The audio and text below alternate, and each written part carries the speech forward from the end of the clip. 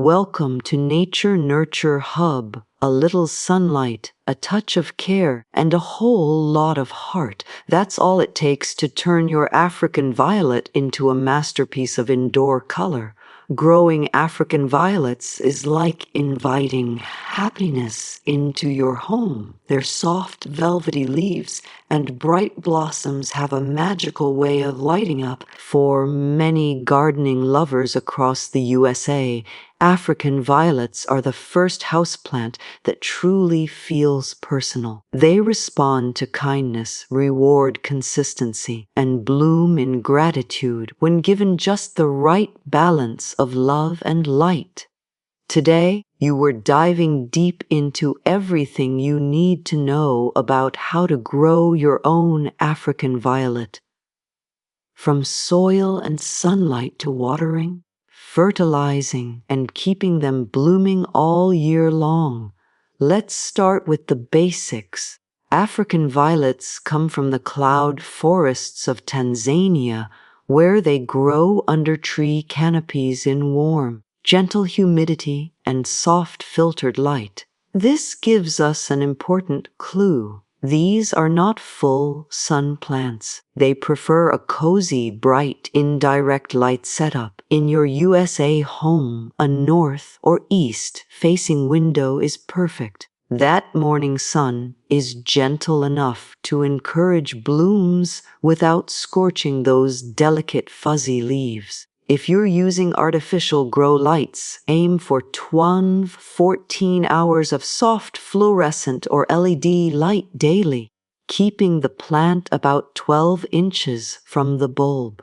Temperature plays a key role in their happiness. African violets like the same indoor comfort humans do. Around 68 degrees FF to 75 bribes FF during the day and a slight drop at night. Avoid cold drafts or heating vents, which can stress your plants and cause leaf spotting. Humidity should hover around 50%. If your home air feels dry, place a small tray of water with pebbles beneath the pot to create a gentle humid environment. Never mist the leaves directly. Their fuzzy surface traps moisture, which can invite fungus. Now, let's talk about watering, the most common area where new growers struggle. The golden rule: keep the soil moist but never soggy. African violets despise sitting in water. Their roots are sensitive and need oxygen as much as they need moisture.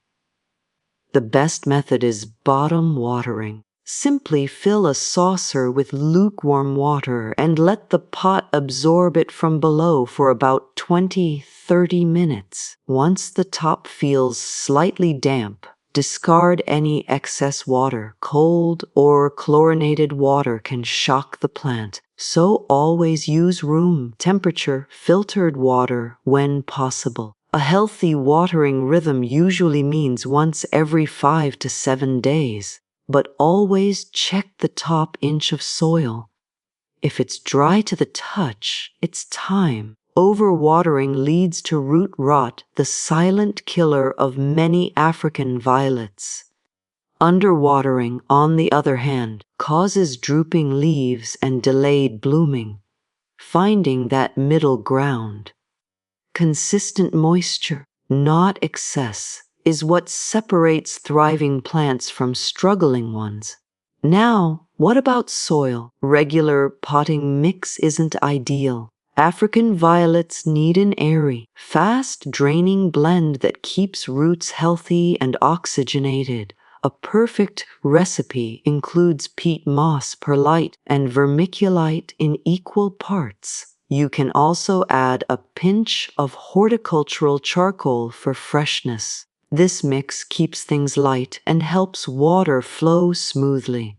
Remember, a small pot is better than a large one. These plants love to feel snug. Choose a pot that's just 1.33 the width of the plant's leaf spread and make sure it has drainage holes. Fertilizing African violets is like feeding their soul. Use a balanced, water-soluble fertilizer with a 14:1, 14 or 20:20 ratio diluted to half strength. Feed once every 2 to 4 weeks during active growth. If your leaves start to lose their deep green color or blooms slow down, that's your plant whispering for a little boost. But never overdo it. Excess fertilizer burns the roots and makes the soil salty. Think of it like vitamins. Regular but gentle feeding keeps them vibrant and blooming. Pruning may sound unnecessary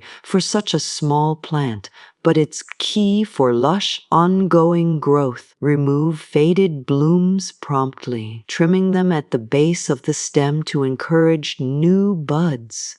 Also, snip off older outer leaves that have lost their vigor. This helps air circulation and allows energy to focus on younger foliage. Rotating your pot every week ensures even growth and prevents the plant from leaning toward one light source. African violets often tell you when they're unhappy. Yellowing leaves. That usually means overwatering or poor drainage. Limp leaves. Maybe cold drafts or lack of humidity. Powdery mildew on the surface. Increase airflow and avoid wetting the leaves.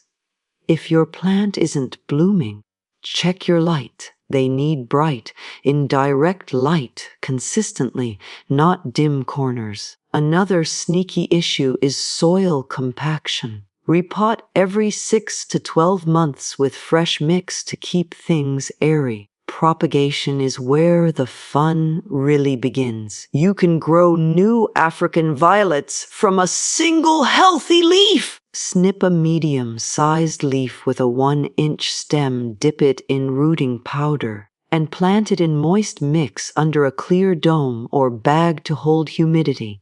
In 68 weeks, baby violets will appear around the base. It's like watching nature's magic unfold in slow motion, each leaf giving birth to a new burst of life. For USA homes, the best places to grow African violets are kitchen counters, office desks, or bright bathroom windowsills. They love consistency and stable conditions. You avoid placing them near heaters or air conditioners.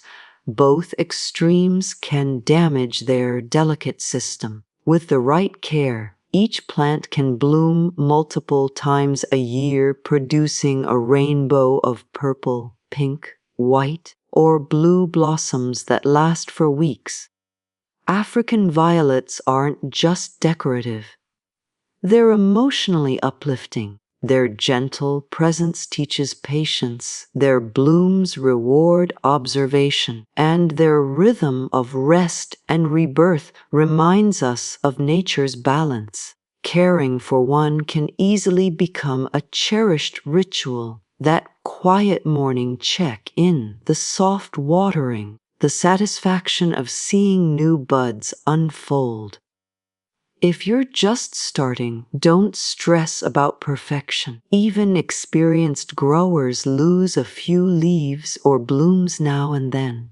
What matters most is consistency, light, moisture, and warmth in harmony. Over time, you'll develop a personal intuition for when your violet feels right. And once you do, it becomes second nature, a little living friend that brings beauty and calm to your space. So next time you see those velvety leaves shimmering under your lamp, you know that your attention and care are creating something special, a living piece of art that blooms just for you. If you love learning about seasonal flowering plants, gardening tips, and nature care, don't forget to like, share, and subscribe to Nature Nurture Hub, your home for year-round garden inspiration. Let's keep growing together.